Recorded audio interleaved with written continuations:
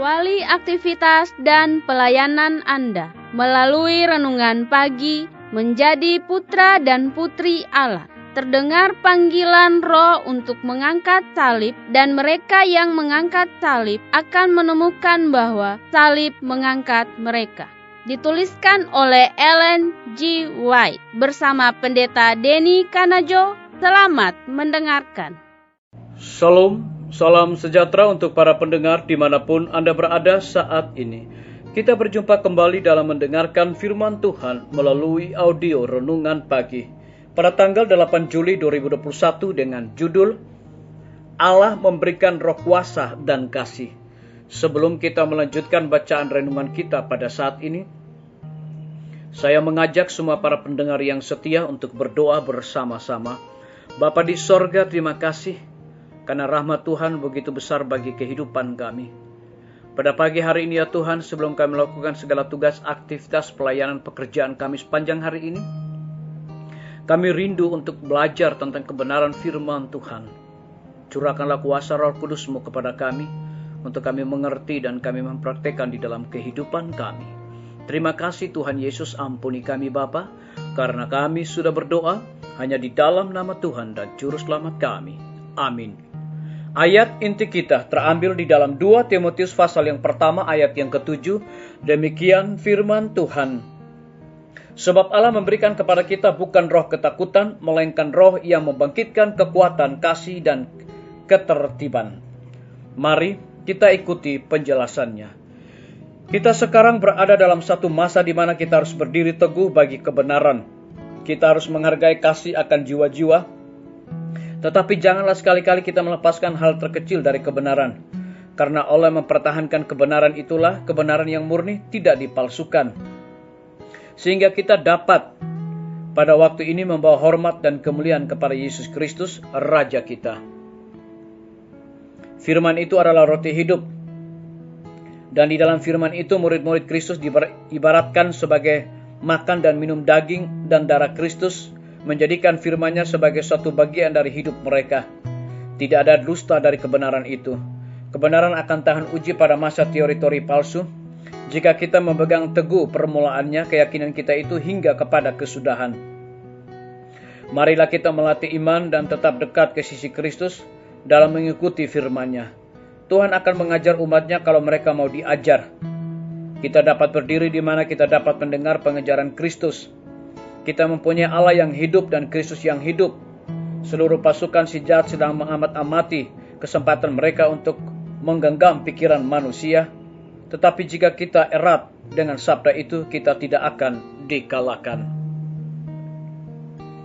Karena itulah kata Rasul Paulus kepada Timotius, kuperingatkan engkau untuk mengorbankan karunia Allah yang ada padamu oleh penumpangan tanganku atasmu.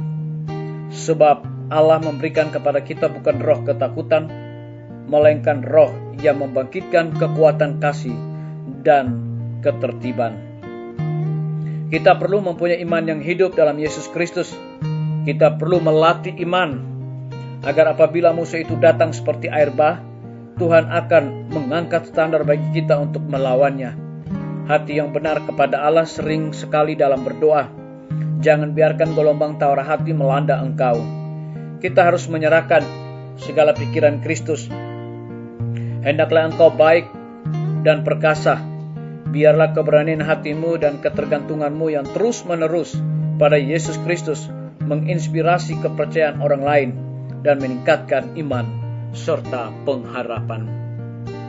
Biarlah bacaan renungan kita saat ini akan menjadi berkat bagi kita semua. Mari kita tunduk kepala dan berdoa.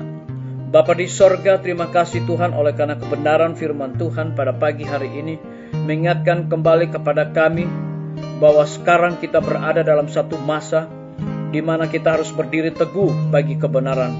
Kita harus menghargai kasih akan jiwa-jiwa, tetapi janganlah sekali-kali kita melepaskan hal terkecil dari kebenaran, karena oleh mempertahankan kebenaran itulah kebenaran yang murni, tidak dipalsukan, sehingga kita dapat pada waktu ini membawa hormat dan kemuliaan kepada Yesus Kristus. Terpujilah nama Tuhan. Pada pagi hari ini hamba berdoa untuk pemerintah kami. Tuhan memberkati Bapak Presiden bersama dengan wakil, para menteri dan stafnya, Bapak Gubernur bersama dengan wakil dan stafnya, Bapak Wali Kota bersama wakil dan staf, Bapak Bupati bersama wakil dan staf, camat dan stafnya, kepala desa, RT, RW, dan lurah dimanapun mereka berada saat ini. Mereka sangat membutuhkan pertolongan kuasa Tuhan yang ajaib di dalam menjalankan roda pemerintahan di tengah-tengah pandemi saat ini. Curahkanlah hikmat, pengetahuan sorga, dan dedikasi agar mereka menjadi berkat di dalam segala tugas tanggung jawab yang Tuhan percayakan bagi mereka, dan lebih daripada itu mereka dapat menyelesaikan semua masalah persoalan yang terjadi di bangsa dan negara kami boleh tepat pada waktunya. Kami berdoa untuk para tim medis, Tuhan berkati dokter, perawat, bidan, semua para pekerja kesehatan yang ada di setiap rumah sakit, bahkan puskesmas yang ada di Indonesia. Mereka melayani dan bekerja di tengah-tengah pandemi saat ini tanpa mengenal lelah dan memperhitungkan waktu dan tenaga mereka, bahkan nyawa mereka sekalipun. Tuhan berikan hikmat, pengetahuan sorga, dan sukacita di dalam pelayanan mereka. Kami juga berdoa untuk guru-guru dan juga kepala sekolah dan semua siswa yang sedang memasuki masa liburan. Tuhan lindungi dan pelihara mereka dimanapun mereka berada. Kami juga berdoa untuk pimpinan-pimpinan organisasi gereja Tuhan, dari tingkat yang tertinggi sampai kepada gembala jemaat. Mereka sangat membutuhkan kuasa Roh Kudus-Mu dalam menjalankan segala tugas dan tanggung jawab. Kami menyerahkan TNI, Polri, PNS, wira swasta, petani, pedagang, nelayan, ojek online, dimanapun mereka berada, dan saudara-saudara kami yang ada di dalam penjara. Tuhan lindungi, pelihara mereka, cukupkan kebutuhan mereka, dan mereka juga menjadi saluran berkat. Kami juga berdoa untuk para pendengar yang setia yang berulang tahun saat ini. Dengan bertambahnya usia yang Tuhan percayakan dalam hidup mereka, mereka selalu bersyukur dan melayani Tuhan. Yang sakit Tuhan sembuhkan mereka di dalam kebimbangan. Tuhan berikan kepastian. Yang membutuhkan biaya untuk pendidikan anak-anak mereka juga Tuhan memberkati senantiasa. Terima kasih Tuhan Yesus, ampuni kami Bapa, karena kami sudah berdoa hanya di dalam nama Tuhan dan Juru Selamat kami. Amin. Sampai jumpa. Tuhan Yesus memberkati kita semua.